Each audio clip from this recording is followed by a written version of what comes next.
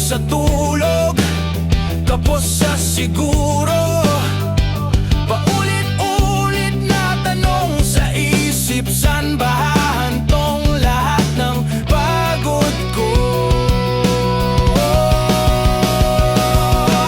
Huwag nyo na kaming lokohin pa. Sawa na kami sa matatamis na salita. Namulat na kami sa katotohanan, kung paano nyo kami ginamit sa ibang bayan. Karapatang umuwi ng masaya, di lang larawan sa mesa ng pamilya. Sana pagbalik may tahanang nag-aabang at kaunting ginhawa para sa aming mga anak. Sari-saring problema ang sumalubong, papeles, utang, pangungutya sa loob.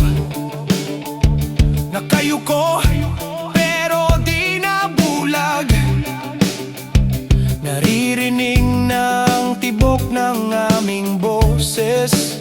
Pinagbagang luha sa palad, kapit sa dasal, kapit sa pangarap. Di kami numero sa inyong talaan, buhay namin ang nakataya sa bawat lagda. Huwag nyo na kaming lokohin pa. Sawa na kami sa matatamis na salita. Namulat na kami sa katotohanan,